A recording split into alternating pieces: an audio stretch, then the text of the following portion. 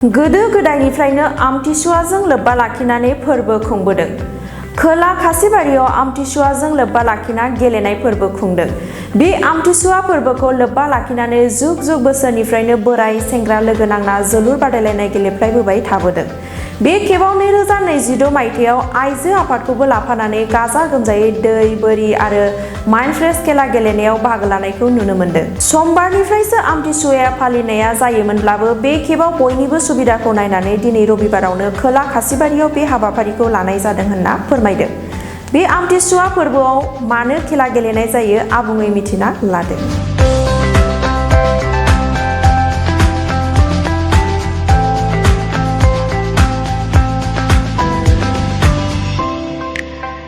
गिबियावनो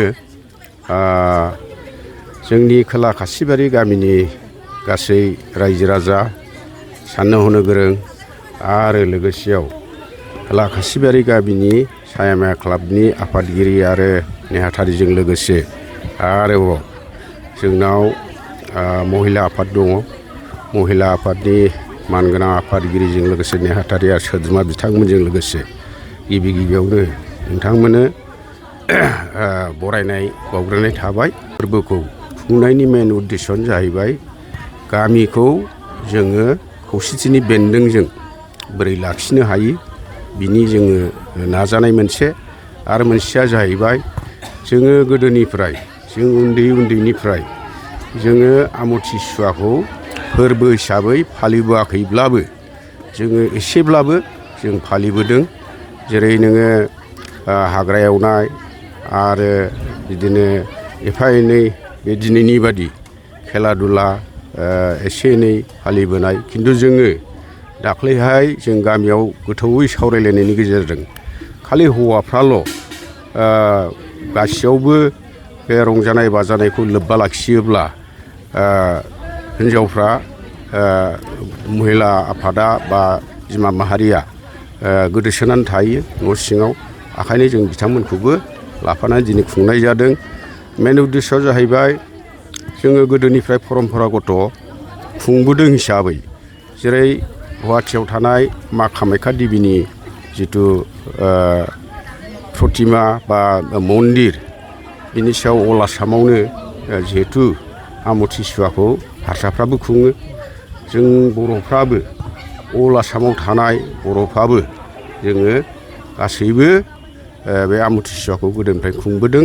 दा ओंखायनो बेखौ जाहाथे इन फिउचार जोङो फोथांनानै लाखिनो हायो, बिनि थाखायनो जोङो बे फोरबोखौ दिनै खुंफुंनाय जादों।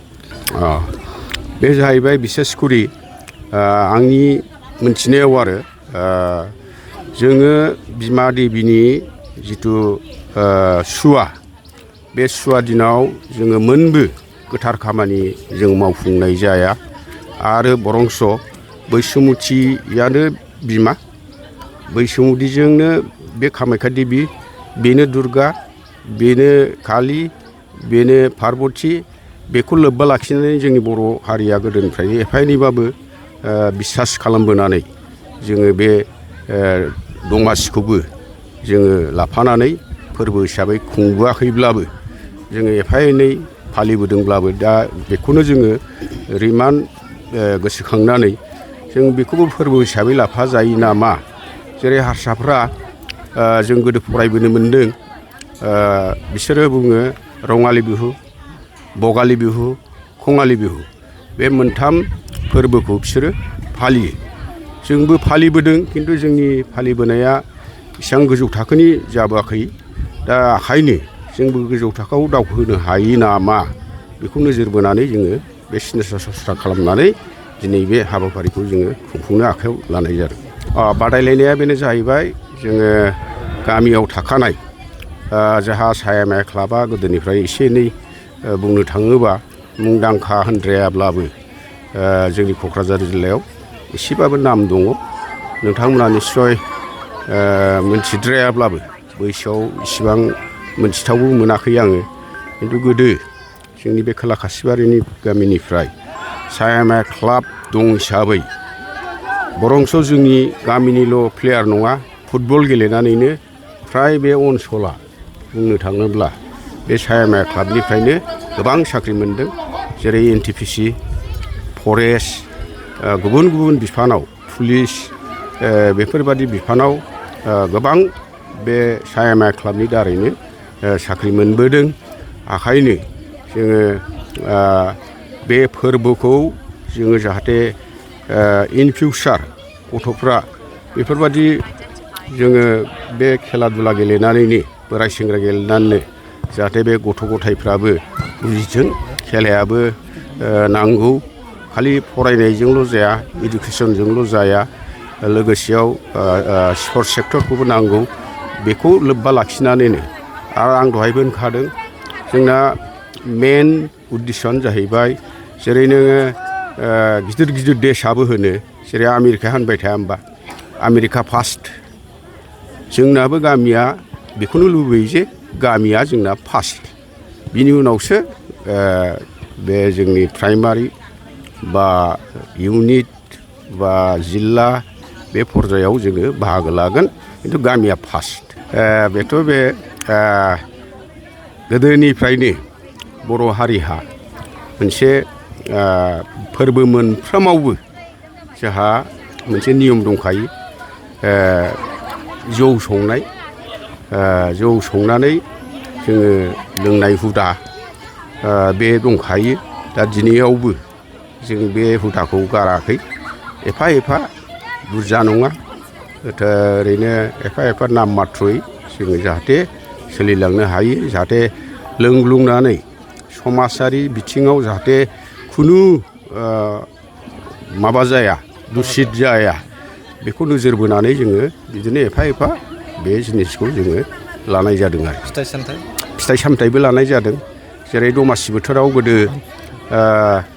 आमथिसुवा खालि बिदिनो सोरनावबा खान्थाल मोजां दंब्ला सोरनावबा थाइजौ मोजां दंब्ला बिदिनो ज' ज' जालाय लायोमोन आरो बिदिनो जुमाय संनाय एफा एनै दंबा एफा एफा लोंलाय लायोमोन बेबादि आरो गोदोथ' जोङो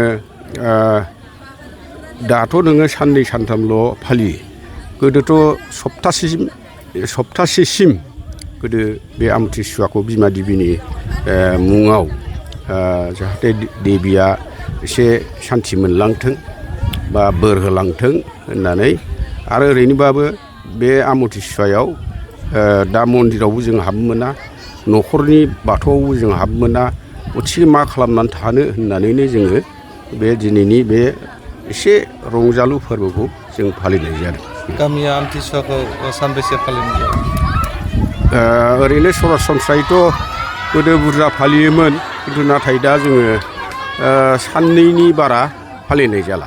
गिबियावनो खौरां बिजोंनिफ्राय नुजाफैनो हानाय मोनफ्रोमबो खौरां बिजोंखौ आंनि गोसो गोरबोनिफ्राय बरायहरनाय थाबाय। दिनै जोंनि खोला खासिबारि गामियाव आमथिसुवानिखौ लोब्बा लानानै मोनसे फोरबो फालिदों। बे फोरबोआनो जाहैबाय जोंनि गामियाव गोदोनिफ्रायनो बल खेला फुटबल मेच होयो। बे खेलायानो जाहैबाय बोराइ पार्टि आरो सेंग्रा पार्टि। सिगाङावहाय बल खेला गेलेनानैनो गोबां जोंनि बे खासिबारि गामिनिफ्राय साख्रि मोनलांबाय बिथांमोनहा आरो सोरबाबा रिटायारबो जाबाय सोरबाबा रिटायार जानानै रुंसारिबो जालांबाय सोरबाबा रिटायार जानानैनो दङ सोरबाबा दासिमबो मावगासिनो दङ आरो दा बिसोरबो सिगांनिफ्रायनो बेबायदिनो बे उत्सबखौ फालिबोदों बोराइ सेंग्रा पार्टि मोननैनि गेजेराव।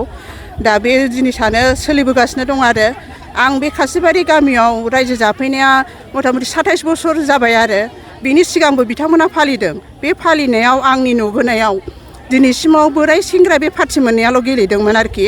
ओमफ्राय देग्लायहाय माने 2026 सनावहाय जोंनि बे आइजो आफादखौबो लाफानानै बोराइ लाइमोन सेंग्रा सिख्ला सेंग्राफोरखौबो लाफानानै जिथु माने दिनैनि बे रंजालि आमथिसुवा फोरबो फालिनायाव जों हिन्जाव माहारिखौबो बाहागो होनायनि थाखाय आङो खासिबारि गामिनि रायजो राजाफोरखौ गोजोननाय फोरमायदों। दा जाहाथे जोंनि इयुन गथ' गथाय दा देरबोगासिनो दं बिथांमोनहाबो जाहाथे बे आमथिसुवायाव मा खालामो बे माबाखौ जाहाथे बिथांमोनहाबो रोंलांथों होननानै आरो आमथिसुवा फालिनाया अबयसे गाबोननिफ्रायसो जायोमोन। दा आसाम सरकार मानगोनां डक्टर हिमन्त बिश्व शर्मा बिथाङा स्कुल माने आमथिसुवाखौ सिगांबो फालिनो हागोन होननानै बुंनाय बिथोन होनायाव जोंबो जोंनि गामियावबो फरायनाय गथ'फोर दं, सोरबा साख्रि लानाय दं आरो सोरबा स्कुलाव थांनाय गथ'फोर दं। गाबोननि दिनाव जुदि बे फोरबोखौ लायोमोनब्ला बेवहाय माने रंजानाय फोरबो फालिनायावहाय माने मानसिफ्रा खम जागौमोन। बेखौ लोब्बा लानानैनो जोङो माने दिनै सानसे सिगां दिनै जोंनि सानडे बे बन्द' दिनाव जों माने बेखौ लानाय जादों आरो आइजो आफादनिफ्राय दिनैहाय दै बोरि आरो माइन्ड फ्रेश होनाय बे गेम मोननैखौ लानाय जादों आरो जोबोद गोजोननाय मोनदों।